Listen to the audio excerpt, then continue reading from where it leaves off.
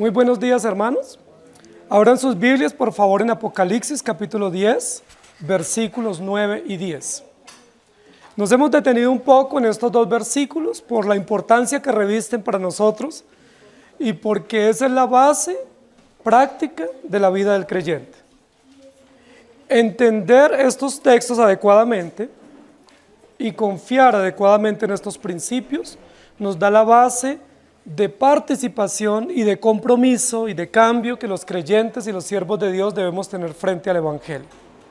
Apocalipsis capítulo 10, versículos 9 y 10 dice: y fui al ángel, diciéndole que me diese el librito, y él me dijo: toma y cómelo, y te amargará el vientre, pero en tu boca será dulce como la miel. Entonces tomé el librito de la mano del ángel y lo comí, y era dulce en mi boca como la miel, pero cuando lo hube comido, amargó mi vientre. Dulce alimento es el título de nuestra enseñanza hoy, basada en la parte de la implicación del comer el libro y el sabor dulce al paladar en la boca de Juan, pero también en la boca de todos los que leen y participan e ingieren la palabra del Señor. Nosotros hemos estado estudiando el libro de Apocalipsis bajo un eslogan: Jesucristo, Cordero Vencedor. Y con esa base hermenéutica y conceptual, ese eslogan, esa consigna que la sabemos y la defendemos cada domingo, recordamos que el centro de toda la revelación de la palabra de Dios es Jesucristo.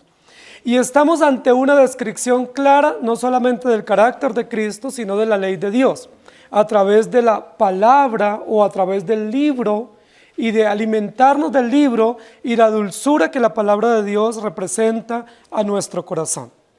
El texto que vamos a dedicarnos hoy, o básicamente de estos dos textos, vamos a extraer la parte que dice: toma y cómelo, pero en tu boca será dulce como la miel. Y yo quiero que nosotros meditemos en esta mañana, porque en el capítulo número 9, nosotros vimos que se describe un insecto. Y el insecto que se describe en el capítulo 9 es el insecto más destructivo y más nefasto. ¿Recuerdan cuál es? La langosta.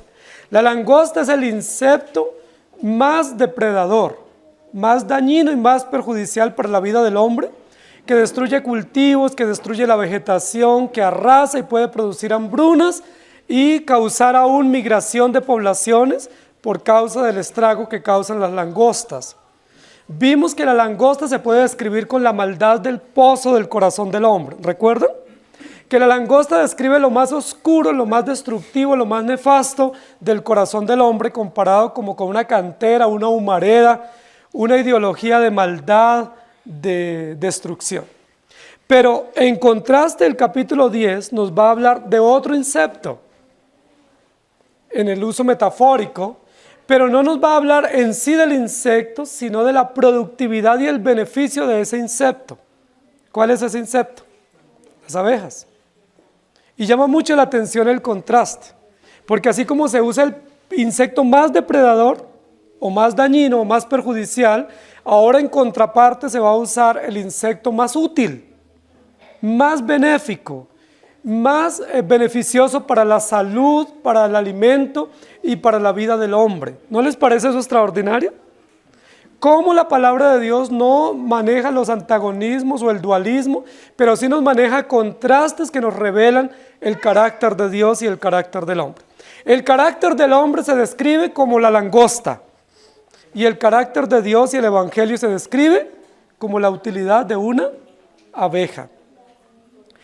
En esta parte del texto nos va a decir que ese libro que está en la mano del Cordero lo debe comer Juan y lo deben comer los creyentes. Cuando ellos lo coman, van a tener un efecto en su paladar, un efecto en su boca, en su sentido del gusto, y ese efecto es de suavidad y dulzura. Y yo quiero que ustedes y yo nos concentremos en esta mañana, porque no hay un alimento más dulce, más suave, más fino, más exquisito en la vida del hombre como es la miel. La miel es considerado el alimento de los reyes, el alimento de los palacios, el alimento que comen las personas más finas. Es uno de los alimentos más suaves y más útiles al paladar y al vientre, al organismo del ser humano. El la miel no solamente es dulce, sino que la miel tiene una cantidad de funciones. Es nutritiva, es alimenticia, pero también sirve como laxante, sirve para prevenir alergias, sirve para prevenir enfermedades, sirve para cicatrizar, sirve para proteger. Tiene una cantidad de beneficios. Es restaurativa, sirve para embellecer la piel, sirve para prevenir problemas cardíacos o para prevenir otra cantidad de enfermedades digestivas.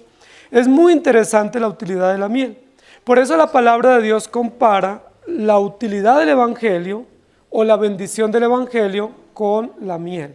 Y no es casual, porque la miel viene de parte de un insecto que es el más benéfico para la vida del hombre.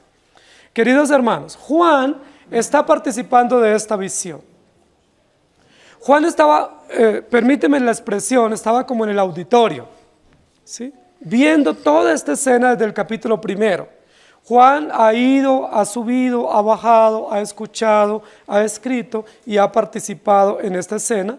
Pero luego en este capítulo 10, el que está sentado en el trono, o este ángel que toma el libro en la mano derecha, llama a Juan y le dice: Juan, pasa acá al frente y ven y come esto. Y Juan ya no va a ser un espectador pasivo, sino que va a ser un espectador o un integrante activo en esta historia de la redención.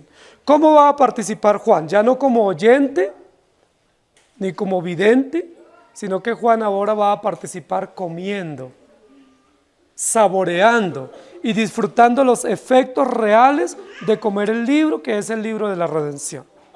Yo no sé ustedes cómo se sienten, si en una actividad cualquiera donde estamos ahí sentados cómodos en el escenario, solo disfrutando o participando, quien está al frente nos llama y dice: venga para acá fulano de tal, y comienza a ser parte activa de esta escena o de esta obra.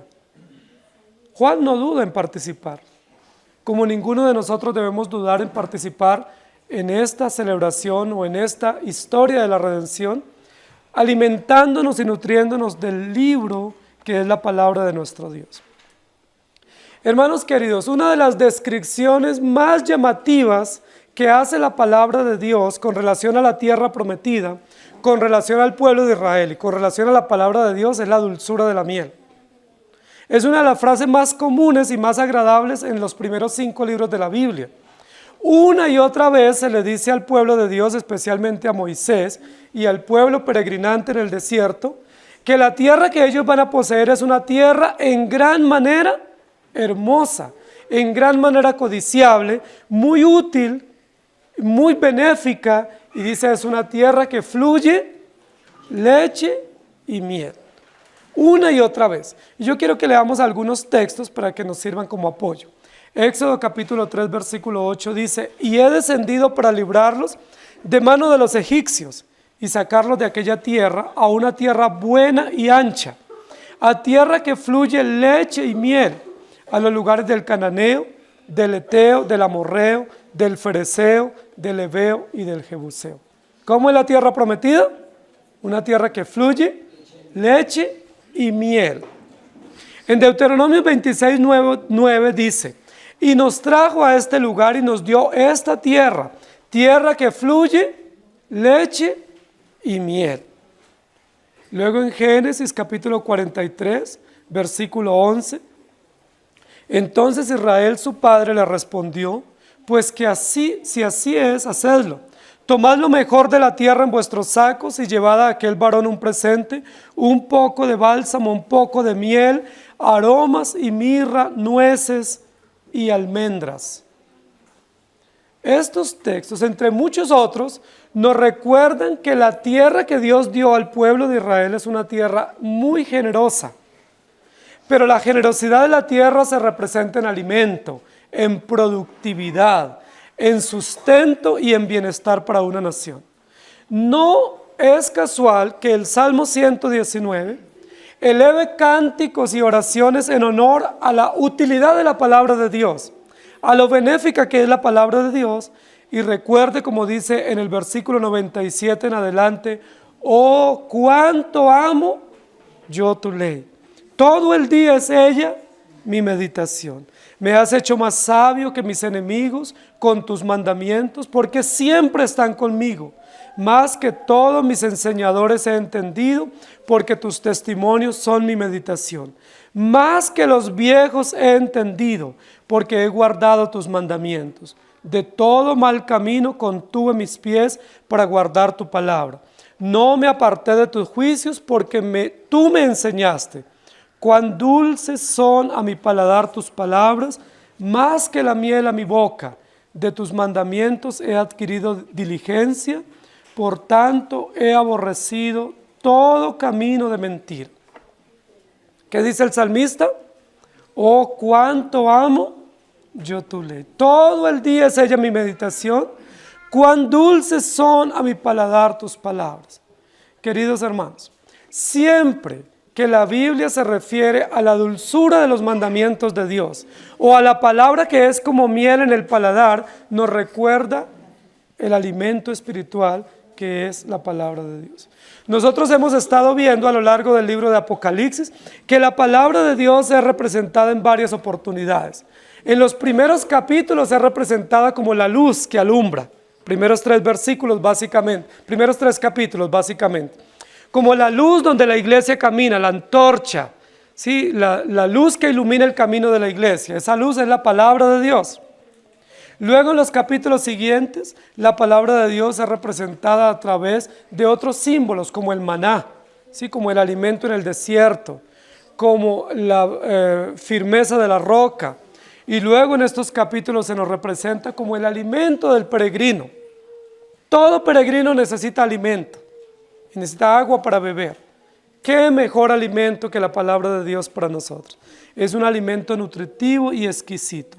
Por eso el salmista dice, es dulce a mi paladar.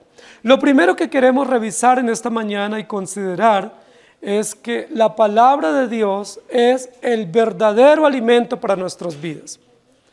¿Cómo alimentarse un cristiano y cómo estar nutrido y fortificado si no se alimenta de la palabra de Dios? No hay otro alimento. Lo primero que queremos decir es que la miel es el mejor alimento para nosotros. Es un alimento suave, es un alimento nutritivo, es un alimento fortificante y es un alimento que vigoriza al que lo consume. Muchas veces los médicos nos recomiendan darle a los niños o a los ancianos o a los enfermos o a los que están desnutridos miel. Y dicen, consígase una miel pura, una miel de abejas buena y tome todos los días. Especialmente nosotros que vivimos en este tipo de ciudad fría, donde hay muchos temas de respiración y alergias y virus para nuestros niños, nos recomiendan los médicos darles suficiente miel, no solo para prevenir, sino también para sanar problemas pulmonares y respiratorios. Queridos hermanos, ¿por qué la Biblia usa la palabra de Dios comparada como miel? Porque la palabra de Dios es nuestro verdadero alimento espiritual.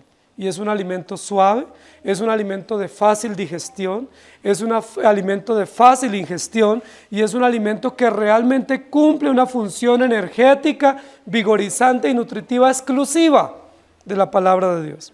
Mientras el mundo se alimenta de lo que come la langosta, ¿de qué nos alimentamos los creyentes? De la palabra de Dios. Mientras el mundo se alimenta del humo que sale de la cantera del abismo de su propio corazón, los creyentes nos alimentamos del pan del cielo, del maná espiritual que se llama la palabra de Dios, comparada con la dulzura y con el nutritivo alimento que sale del polen de las flores de la palabra de nuestro Dios. Queridos hermanos, nosotros tenemos que reconocer una y otra vez que con mucha facilidad nosotros nos gusta más alimentarnos de lo que el mundo se alimenta que alimentarnos de la palabra de Dios. La pregunta es, ¿por qué nos gusta más el alimento del mundo y no el alimento de la palabra? Nos falta mucha sabiduría a nosotros para saber que el alimento nutritivo y rico en vitaminas y que es un alimento exquisito y útil es la palabra de Dios. Recuerden cuando los caminantes de Emaús iban por el camino un poco desilusionados después de la muerte del Señor Jesucristo. Ellos parece que habían olvidado que Jesús les había dicho que iba a resucitar. Recuerden cuando Jesús se pone al lado de ellos y comienza a hacerles unas preguntas y luego les expone las Escrituras. Ellos no reconocieron a Jesús. ¿Recuerdan cuándo lo reconocieron? Cuando Jesús les partió el pan. Y cuando Jesús partió el pan, dice la Biblia que ellos dijeron, este es Jesús. ¿No ardía nuestro corazón en el camino cuando Él nos exponía las Escrituras? Nuestro corazón se estremecía, nuestro corazón estaba quebrantado, tocado poderosa y favorablemente por las buenas nuevas del Evangelio. ¿Qué es la dulzura del Evangelio para nosotros? La gracia de Dios, la noticia del perdón de nuestros pecados, la noticia de la fidelidad de Dios. Dios es fiel, Dios es amoroso, Dios es perdonador, Dios es gracioso, Dios tuvo a bien alcanzarnos con el mensaje del Evangelio. Yo les pregunto, ¿eso no es una buena noticia? ¿Eso no es un alimento nutritivo y dulce y agradable a nuestro paladar? Que siendo nosotros pecadores y estando destituidos, Cristo murió para perdonar nuestros pecados. Que estando nosotros raquíticos en el mundo, estando andrajosos como el hijo pródigo, perdidos en un mundo de miseria, el Señor nos alcanzó con el Evangelio y nos alimentó y nos dio el nutriente de la palabra.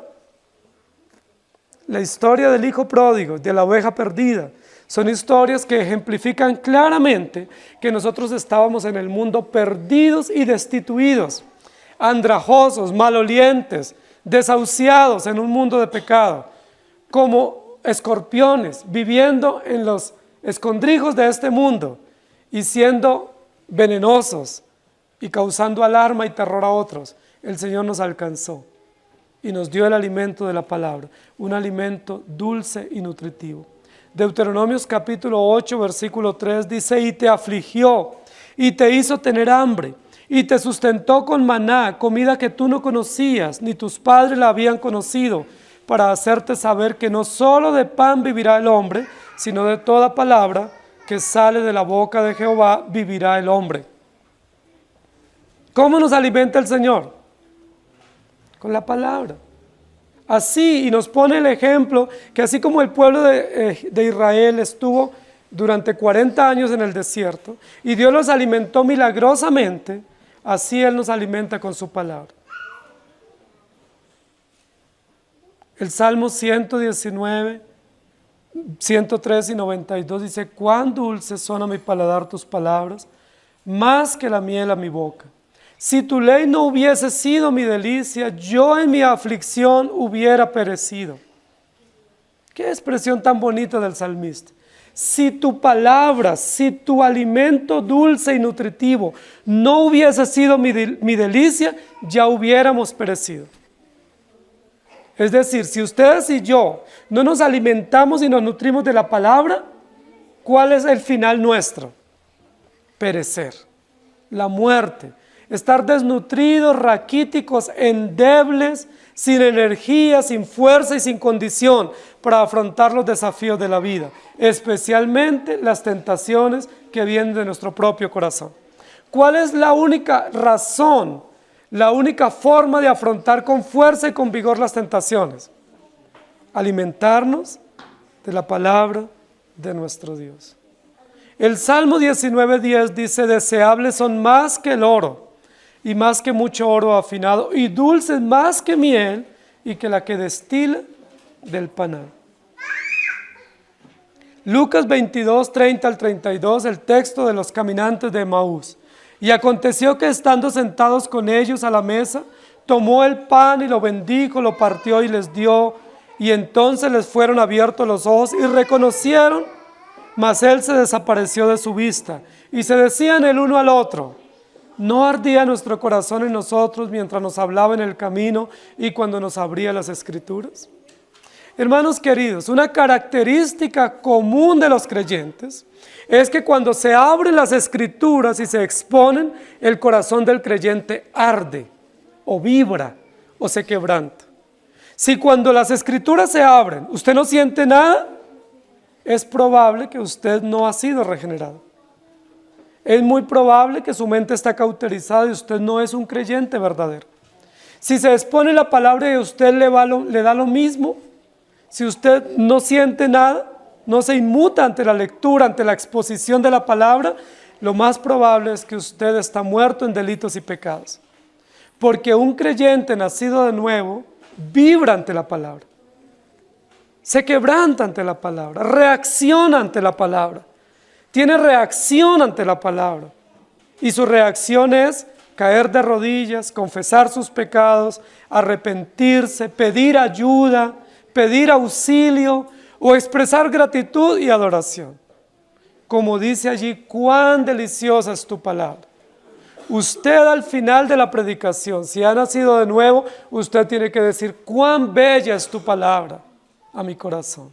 O decir, cuán dura es tu palabra a mi corazón. O decir, Señor, ayúdame porque me cuesta entender tu palabra. Pero tiene que haber alguna reacción. Si no hay reacción, usted debe preocuparse. Si hay reacción, usted debe decir, Dios está obrando por su preciosa palabra en mi corazón. Juan capítulo 4, versículo 24, Jesús les dijo, mi comida es que haga la voluntad del que me envió y que acabe su obra. ¿Cuál es la comida espiritual de los creyentes? ¿Cuál es el alimento de ustedes? La Biblia lo dice que guardemos sus mandamientos. Y para guardar sus mandamientos tenemos que alimentarnos de ellos, tenemos que comerlos, tenemos que nutrirnos. Es muy probable que ustedes hoy estén preocupados por qué almorzarán con sus hijos o con su familia. Es probable que ustedes ya hayan hecho provisión para su almuerzo. La pregunta es, ¿de igual manera están haciendo provisión para su almuerzo espiritual? Todos los días se preocupan por su tiempo de lectura, su devocional, su meditación, escudriñar las escrituras, alimentarse, nutrirse de ellas. Usted puede estar muy vigoroso físicamente, usted puede estar muy nutrido, pero puede estar débil y raquítico espiritualmente si no se alimenta de la palabra. Porque ese alimento es dulce si usted lo ingiere, si usted lo recibe y se apropia de él. La segunda función que tiene la palabra de Dios y que de igual manera tiene la miel comparada en esta metáfora es que protege.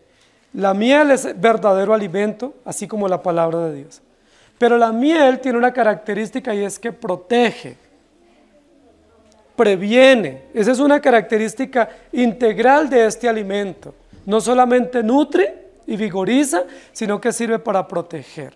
Tiene unas vitaminas, tiene unas enzimas, tiene unas sustancias propias del alimento para proteger. Previene y protege. Y me llama mucho la atención que la palabra de Dios sea comparada con este alimento, que también sirve para proteger. Especialmente cuando nosotros necesitamos ser protegidos. Cuando tenemos adversidades, cuando hemos caído en pruebas, cuando estamos en pecado y cuando estamos pasando diversas circunstancias difíciles, necesitamos ser protegidos. ¿Y saben cómo Dios nos protege? Por la palabra de Dios. Pero hay una forma extraordinaria como Dios nos protege o nos previene. Una de ellas es anunciándonos juicio, anunciándonos las consecuencias que vienen contra los rebeldes o contra los desobedientes o contra los que no están poniendo cuidado. Y otra forma como Dios nos previene es trayendo disciplina sobre nosotros. Cuando nosotros decimos que la palabra de Dios es como miel, porque la miel protege, ¿qué es lo que nos está advirtiendo entonces la Escritura? Que nosotros necesitamos que se nos advierta del juicio de Dios. Y necesitamos que Dios nos aplique disciplina. Porque esos son medios legítimos en el carácter de Dios y en el propósito de Dios para corregirnos y para protegernos. Es muy interesante, hermanos queridos, que en el contexto de la sociedad contemporánea nos dicen no hay que decirle a nadie consecuencias dolorosas o terribles porque le causamos un trauma, especialmente a los niños. No le podemos decir que lo hizo mal y mucho menos aplicarle una disciplina física. Porque si se le aplica una disciplina física le estamos violando sus derechos individuales. Eso nos dice la sociedad y la pedagogía contemporánea. Sin embargo, la Biblia nos dice todo lo contrario. Nos dice que Dios nos advierte las consecuencias y nos enfatiza y nos puntualiza que hay consecuencias terribles para los desobedientes, que los rebeldes, los incrédulos, los ateos, los que desprecian, los que deshonran, los que no se someten a la ley de Dios, sufren serias consecuencias. Y uno dice, pero ¿por qué Dios nos advierte eso? Si Dios es un Dios de amor. Porque Dios es justo. Y porque la palabra de Dios tiene no solamente la finalidad de alimentarnos, sino también la finalidad de protegernos. ¿Cómo nos protege Dios? Advirtiéndonos consecuencias. Todos nosotros hemos sido advertidos de consecuencias en nuestros hogares, especialmente cuando niños o cuando jóvenes, cuando llegó el momento de tomar algunas decisiones por nuestra propia cuenta. Siempre nuestros padres, nuestros abuelos o personas mayores nos advirtieron consecuencias. Entonces, si tú haces esto, te va a ir de esta manera. Haga esto mejor. Y algunos nos dijeron, mire, le aseguro que le va a pasar esto. No quiero verte, pero así como vas caminando por ese camino, voy a tener que verte sufrir. Voy a tener que verte padecer. ¿Por qué ellos nos hicieron eso? La pregunta es, ¿ellos nos estaban echando sal? ¿Nos estaban maldiciendo? ¿O qué era lo que estaban haciendo? Previniéndonos. Era un acto de protección de los padres o de los abuelos o de las personas sabias o en la iglesia de nuestros líderes, previniéndonos como un acto de amor, un acto de protección. Mire, yo no quiero que te vaya mal, por eso te advierto que si no haces esto, vas a cosechar consecuencias. Esa es una característica de los predicadores. Por eso el libro de Eclesiastés dice, las palabras del predicador son como clavos hincados, o son como dardos, o son como aguijones. ¿Por qué los predicadores son así? Porque el Evangelio es así. Y porque el Evangelio nos da el contenido de promesa que nos llena de valor y vigor, pero también nos advierte las consecuencias de despreciar las promesas de Dios y de pisotear o tener en poco el Evangelio. La palabra de Dios nos advierte. Por eso cuando compartimos el mensaje a alguien, no solamente tenemos que decirle, tú eres pecador y Dios puede perdonarte. ¿Qué más tenemos que decirle? Si tú desprecias este mensaje, si tú haces oídos sordos a este mensaje, si tú sigues caminando en tu rebeldía y en la necedad de tu corazón, no vas a cosechar perdón para tus pecados y no vas a recibir el bien de tu alma, la bienaventuranza para tu alma, sino que cosecharás el juicio eterno de Dios. Y dice la Biblia que los impíos se tapan los oídos. Y dice la Biblia que muchos se burlan y nos maldicen, porque piensan que nosotros les estamos deseando el mal, pero no les estamos deseando el mal. Estamos predicando el Evangelio. Y el verdadero Evangelio implica advertencia de las consecuencias. Si ustedes escuchan una prédica donde no hay advertencias y donde no hay anuncio de juicio y de disciplina, es muy probable que fue una charla de motivación personal. Es muy probable que sea una exposición agradable al oído, pero que realmente no se haya expuesto el Evangelio. Porque el Evangelio se expone cuando se presenta la gracia de Dios acompañada de la justicia de Dios. Hermanos queridos, aún para los creyentes que ya hemos sido perdonados, hay serias advertencias. No vayamos a creer que las advertencias son para los incrédulos que han rechazado. Usted pudiera decir, yo estoy a salvo, porque yo ya creí, Dios me perdonó y soy adoptado hijo suyo. Eso es cierto. Si el Señor nos ha regenerado, eso es verdad. Pero lo que también es verdad, que siendo adoptados y siendo regenerados, hay advertencias para nosotros. ¿Cuáles son las advertencias para los creyentes? Hijo mío, no menosprecies mi ley. Hijo mío, no seas sabio en tu propia opinión.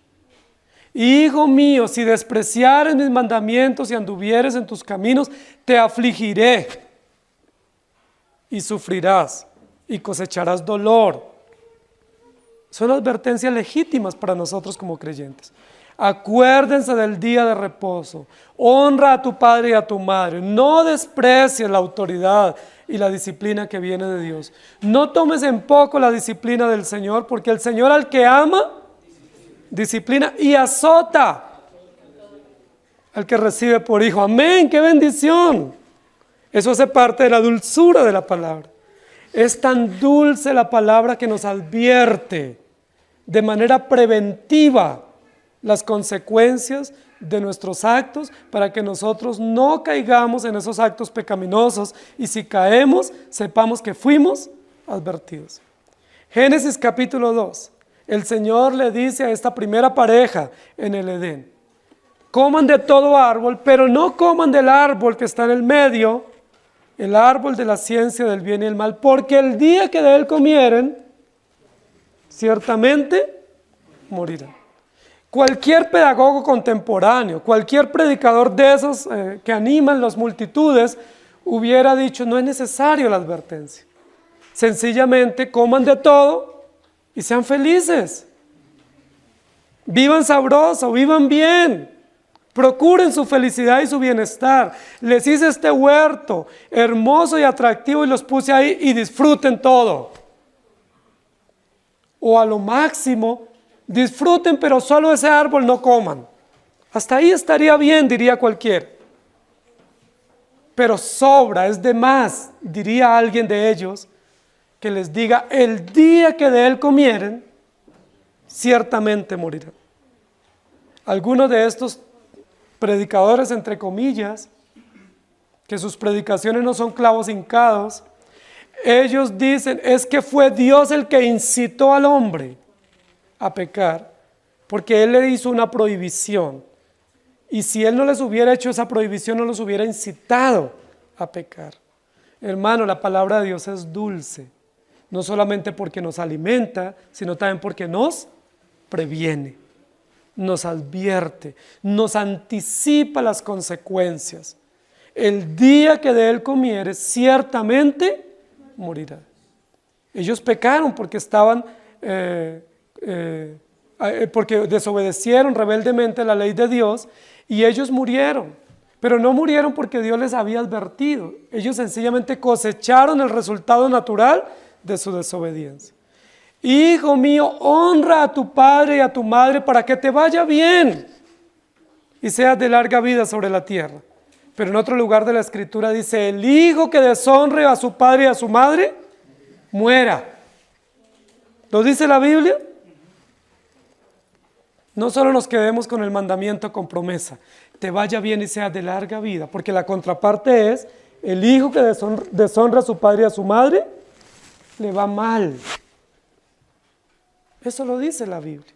No es que la Biblia nos maldiga, es que la Biblia es dulce. Y como es un alimento dulce, nos advierte. Es parte de la dulzura integral de la palabra, que nos prevenga. ¿Ustedes se imaginan, en el hipotético caso, que la palabra no nos advierta esas consecuencias? Cuando las estuviéramos cosechando, si no nos advirtiera previamente, ¿qué diríamos?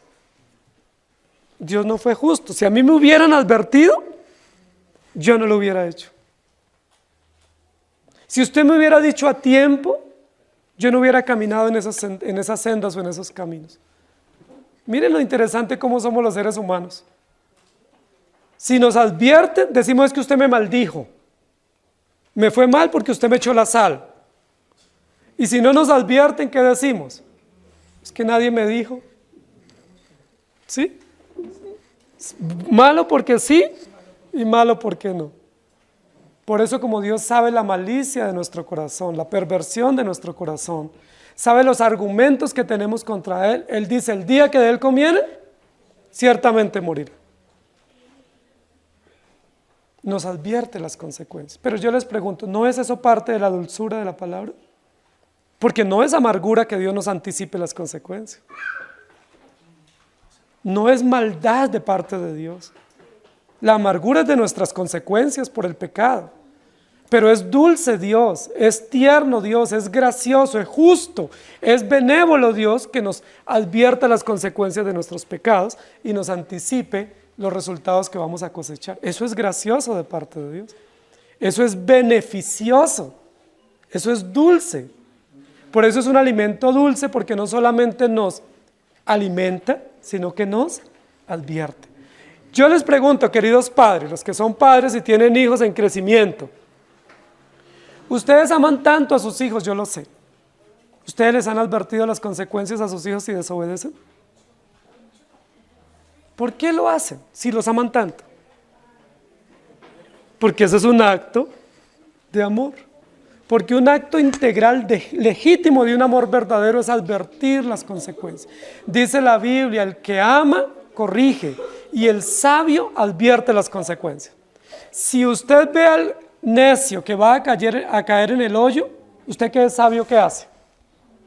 Usted le tiene que advertir, porque ese es un acto de amor, de prevención para que él no caiga y no coseche las consecuencias dolorosas que posiblemente nosotros ya cosechamos o que otros han cosechado. Queridos hermanos, la palabra del Señor es un verdadero alimento espiritual a nuestro corazón.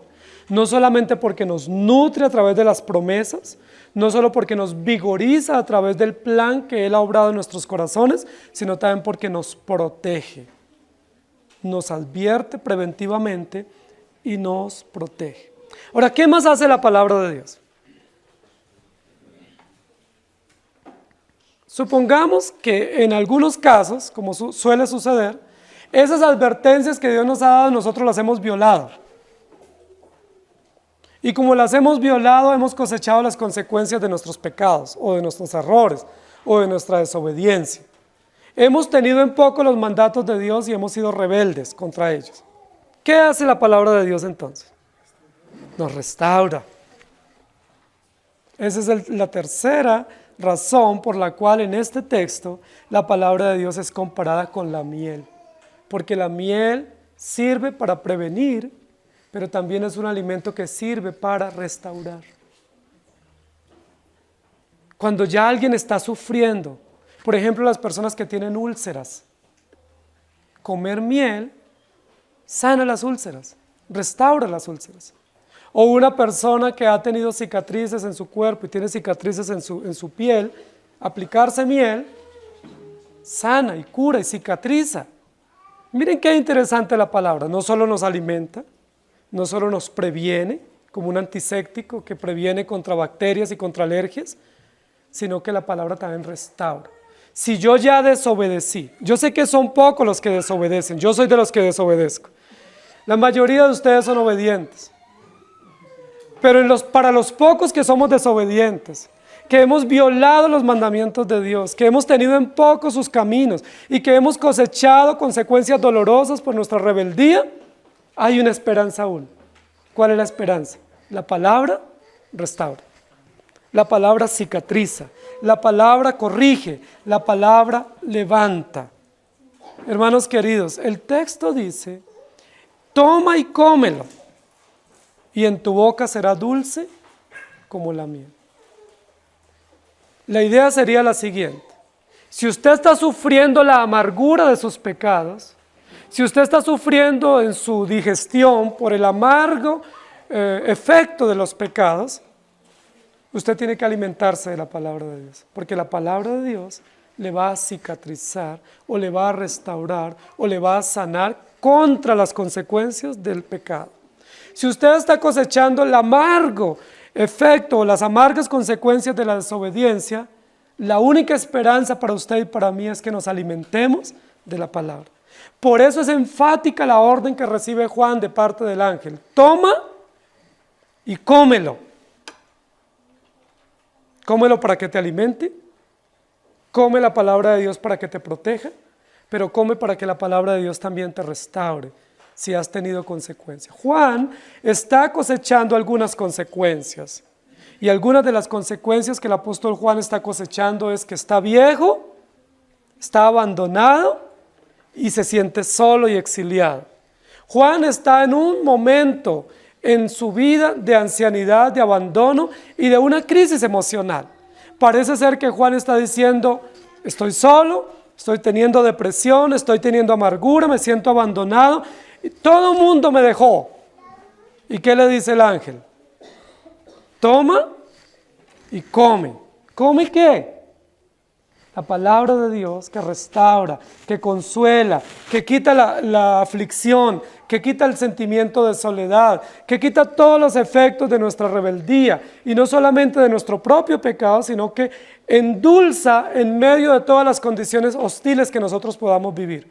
sea la traición, sean las crisis económicas, las guerras, los exilios, todas las implicaciones externas que podamos estar viviendo, la palabra de Dios nos endulza la vida, nos endulza el corazón y nos da todas las condiciones para seguir adelante. La palabra de Dios fue el alimento que consoló a Jeremías cuando estuvo a punto de abandonar.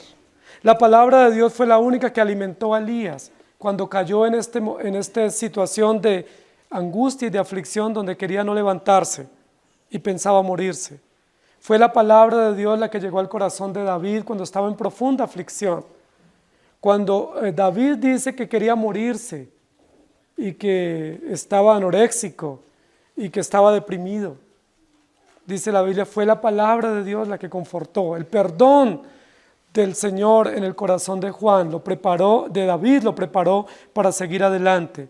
Y así ustedes y yo, no importa dónde estemos, no importa en qué fango estemos del pecado, no importa qué consecuencias estemos cosechando por nuestros pecados, no necesitamos contar nuestras consecuencias, no necesitamos contar nuestras andanzas, solo necesitamos alimentarnos de la palabra de Dios que nos perdona, nos restaura y nos vigoriza para seguir adelante. Por eso es enfático el texto: toma y cómelo y te endulzará el paladar, te endulzará la vida. Y luego Juan dice, y yo lo tomé y lo comí y era dulce en mi boca como la miel. Cuán dulce es la palabra de Dios, sea que caigamos o no caigamos. Sea que tengamos situaciones hostiles o no, la palabra de Dios es dulce, porque nos alimenta, porque nos previene, pero también nos restaura. Por eso la palabra de Dios nos ayuda, que en momentos de pecado de cualquiera de nosotros, no debemos juzgarnos. ¿Qué dice la Biblia? Si algún hermano cae, vosotros que sois espirituales, ¿qué dice la Escritura? ¿Restaurarle con qué? Con la palabra de Dios, con la palabra de Dios, pero no buscando los textos propios para echarle sal a la herida, ¿sí? Porque a veces buscamos esos textos, ¿no? O sea, le ponemos ahí la sal en la herida y eso arde más bueno. No, hay que buscar la palabra que da esperanza y consuelo, que nos anime y nos edifique. Hay uno de los episodios en la Escritura que me llama muchísimo la atención de cómo el Señor restaura, y es el caso de Jesús con Pedro, después de la negación. Pedro negó a Jesús, Pedro fue advertido, a Pedro se le había prevenido de ese episodio.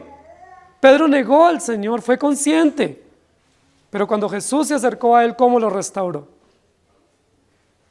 Le hubiera podido sacar un texto y decirle maldito con maldición. Jesús lo hubiera podido hacer, pero ¿qué usó Jesús para restaurar a Pedro? Una verdad, un concepto que quebró a Pedro, que estremeció su corazón y que en lugar de llenarlo de culpa produjo en él un arrepentimiento genuino y una convicción de que él era indefenso e incapaz de poder cumplir los desafíos de Dios y necesitaba la gracia del Evangelio. Pedro, ¿me amas más que estos? Y recordamos todo el episodio, ¿cierto? Qué bueno el Señor, que si nosotros estamos enfermos por el pecado o estamos cosechando las consecuencias de nuestras rebeldías, el Señor a través de su palabra y a través de nuestros hermanos nos restaure, pero que nos restaure, como dice la Escritura, con espíritu de mansedumbre. Que no nos juzguemos, ni nos señalemos, ni nos destruyamos unos a otros.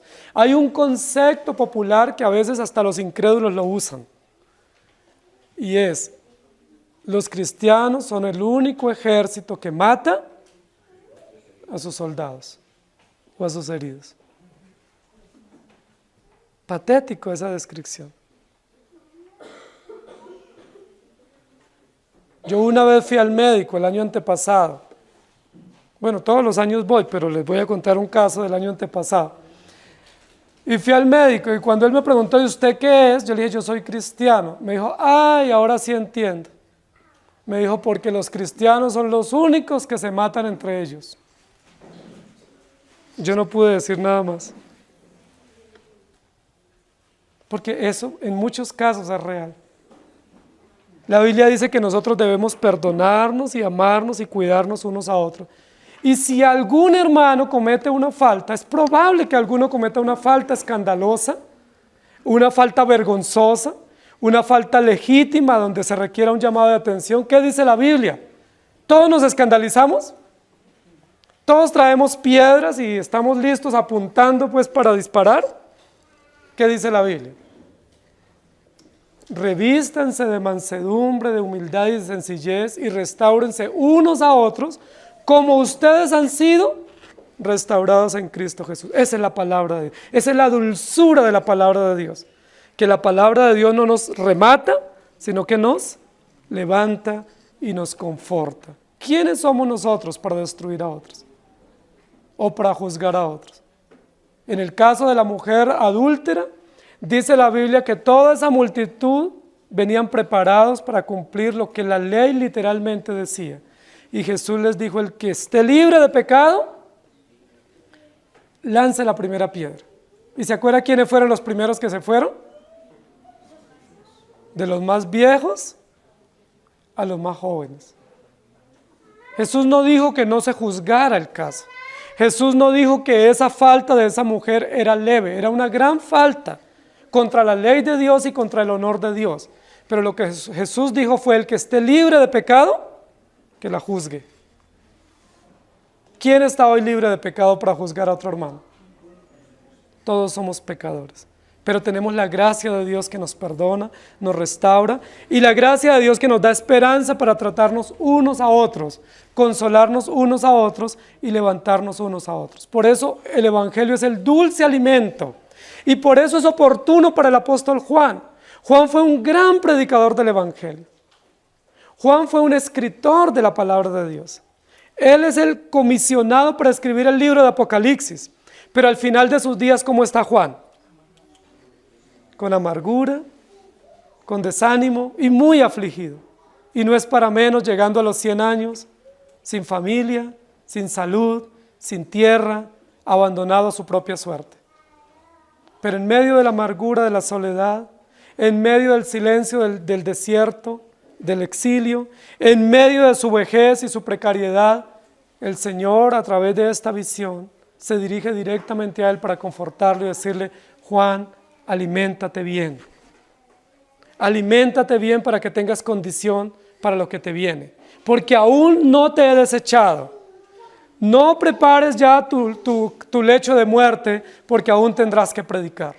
Y el versículo siguiente, que lo analizaremos el próximo domingo, nos habla de la comisión o la renovación de la comisión que tiene Juan para seguir predicando a las naciones, porque todavía tiene camino.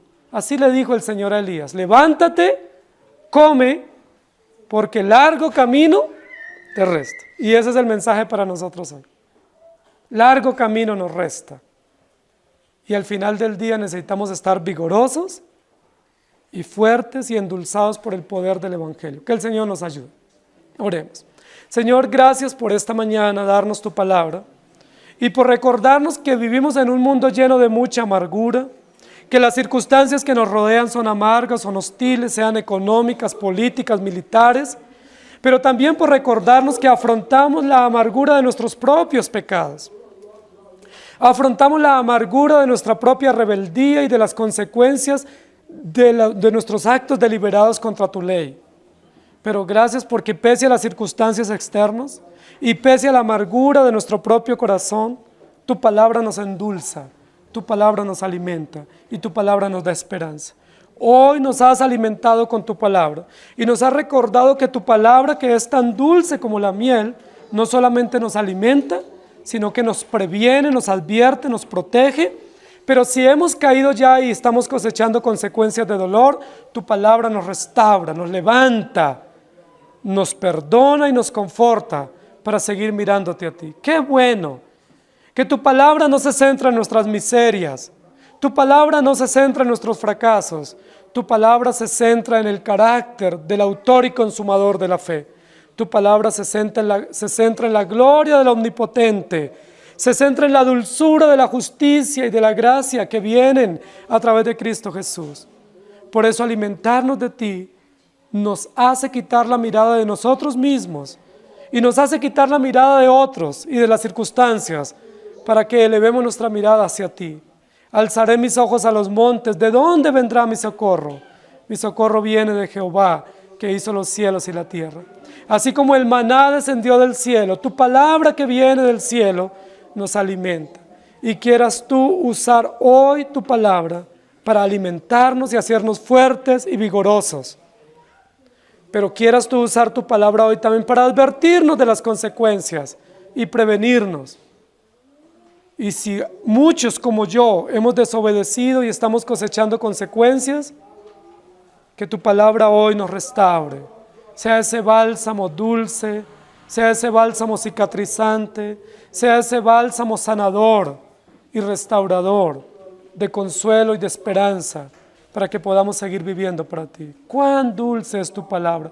Oh, cuánto amo yo tu ley. Es dulce a nuestro paladar. Es suave y agradable tu palabra. Amamos tu ley. Enséñanos a alimentarnos de ella para vivir para ti. En el nombre de nuestro Señor Jesús. Amén. Que el Señor les bendiga, hermanos.